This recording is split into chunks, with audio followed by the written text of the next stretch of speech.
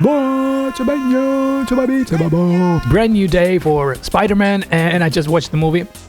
And I just came back and I'm gonna tell you how to feel about the movie. So let's go. I wasn't too enthusiastic after the trailers because they looked pretty generic. So I thought I'll maybe just wait for the streaming options. But then I thought like, hey, it's Spider-Man. I love Spider-Man. So I gotta go and see it for myself.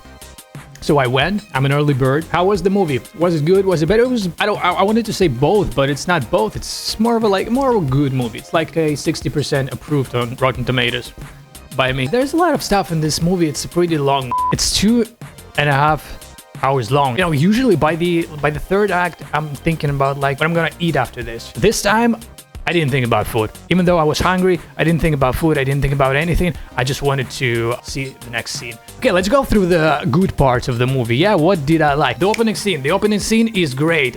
Great needle drop because I could hear my song from the very first notes. It's TV on the radio, Wolf Like Me.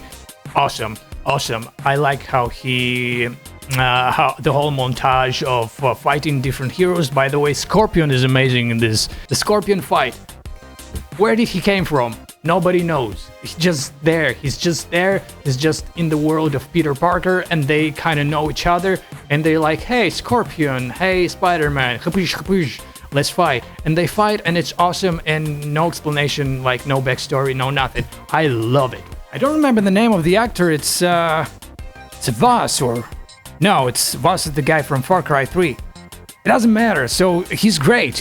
I was waiting for his return, for him to reprise the role of Scorpion, which was teased in first Spider-Man movie. Finally, two amazing fights. He's great. I would love to see him as some kind of a main character in a Spider-Man. There's a new character. She's called Wolf.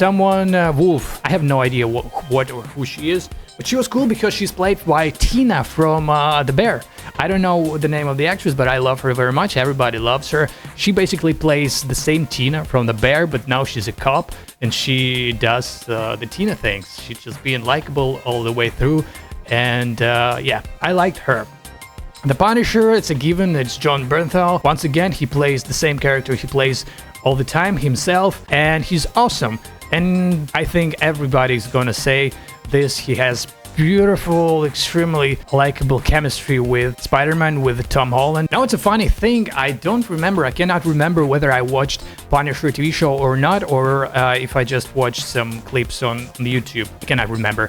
As soon as he appears in the movie, the movie becomes like much better. The movie starts at... I think this scene where Spider-Man brings MJ to the Punisher's nest is my favorite scene in the movie, where they start, talking to each other, talking to each other, and, they do feel like proper friends, colleagues, and, yeah, I think I'm gonna rewatch this one the most. Basically, that's, for me personally, that's when the movie truly starts. Before that, I was like, I had my doubts. The costume. Let's talk about the costume. The costume is awesome. It's not as good as when the Sam Raimi, the first movie, came out. I was very little, and I remember hating the costume very much because I didn't understand. I was a kid back then, and I didn't understand why he has these stupid triangular eyes, not the white, the proper eyes from the animated series, which I loved very much. But then it grew on me as I got older, and now it's my favorite costume of all time. So yes, it's the most comic accurate. They say. Hey, I don't give a shit about that. I never read the comic book. I don't really care about the comic book.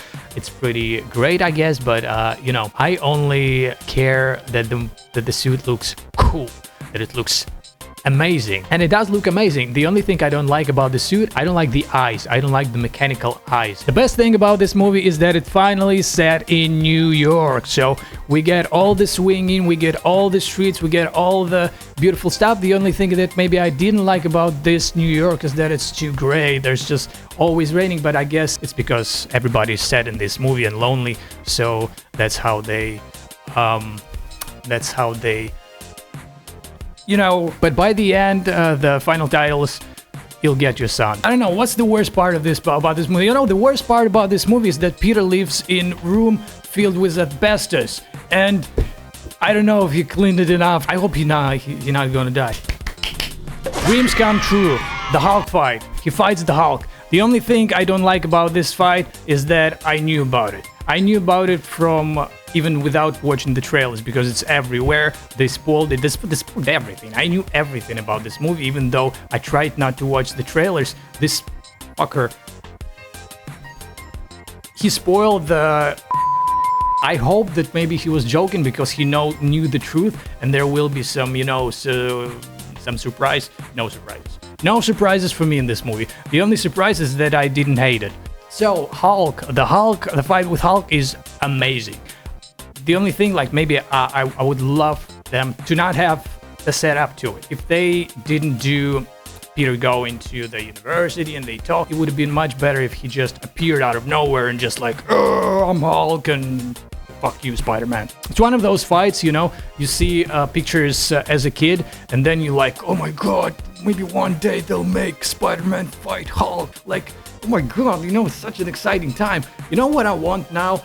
Punisher, I want Daredevil, and I want Spider-Man in a real street level, like low level movie, because this movie is still kind of, it's not like small potatoes, if you know what I mean. Okay, the villains of the story. This time there's two of them. One of them is pretty generic, and the other one, well, it could have been worse. It could have been much better, but I'm happy with how they set it up. It's heartfelt. It's full of heart. I liked it. I felt for the heroes and for the second person in there. I'm not gonna spoil anything. But after all, the real villain of the story is loneliness. And spoiler alert, by the end, it is fully defeated. Well, at least not fully, to some degree. Okay, so the final word. Do I recommend you to go to the movies and to see the movie for yourself? Yes, absolutely, of course. You should go with Spider-Man. You should see every Spider-Man movie, even if it's not really good in movie theater, because, come on.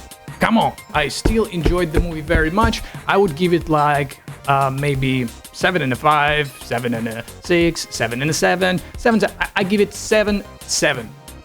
It's 2. Okay, guys, thanks for watching. I'll see you next time. If there is a next time, hit the like button, hit the thumbs up, whatever you have here, and